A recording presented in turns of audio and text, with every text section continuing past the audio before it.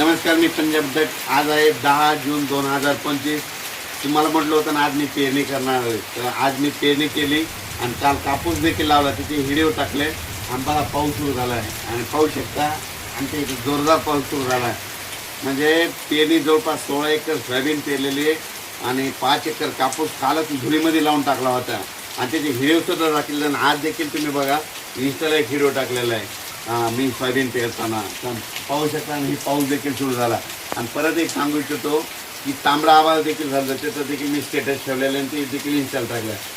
आणखीन शेतकऱ्याला सांगू इच्छितो, आणखीन ह्या 2 दिवसात महाराष्ट्रामध्ये ज्या ठिकाणी तांबडा आवाज झाला की त्याचा वाटल्यास फोटो काढून ठेवा. बघा 72 तासात पाऊस येतो की नाही, असा अंदाज ते निसर्ग देतो. तर राज्यातल्या सर्व शेतकऱ्याला सांगू इच्छितो की आज 10 जून 2025 आहे आणि राज्यात आज म्हणजे 12 पासून आपण म्हणलो तर 12 ते 20च्या दरम्यान राज्यात भाग बदलत जोराचा पाऊस पडणार आहे. तर पडणारच आहे, पण काय होणार आहे तुम्हाला सांगतो, हे पाऊस दररोज वाढत जाणार आहे म्हणून हा अंदाज लक्षात येतात.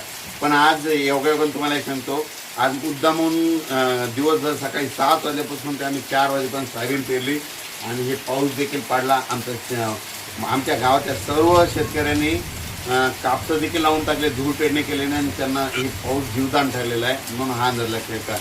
आणि राज्यात सांगू इच्छितो की राज्यात सांगायचं झालं तर पूर्व विदर्भ, पश्चिम विदर्भ, दक्षिण महाराष्ट्र, उत्तर महाराष्ट्र, कोकणपट्टी, खानदेश मध्ये 13 जूनपासून ते 20 जूनच्या दरम्यान दररोज वेगवेगळ्या भागात पाऊस पडणार आहे आणि शेतकऱ्याला म्हणजे ज्यांना लागवड केली, पेरणी केली त्याला जीवदान भेटणार आहे.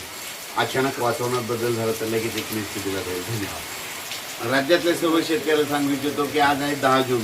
11 जूनला आणखीन पाऊस परत वाढत जाणार आहे आणि विदर्भ, पूर्व विदर्भ, पश्चिम विदर्भात मात्र 13 जूनपासून तिकडं पाऊस वाढणार, 13-14ला वाढणार आहे. मात्र 16च्या नंतर म्हणजे पूर्व विदर्भ आणि पश्चिम विदर्भात ते शेतकऱ्यांनी हा अंदाज लक्षात येतात. 16 जूनपासून ते 20 जूनच्या दरम्यान दररोज विदर्भात भाग बदलत मोठा पाऊस पडणार आहे, हा अंदाज लक्षात येतात.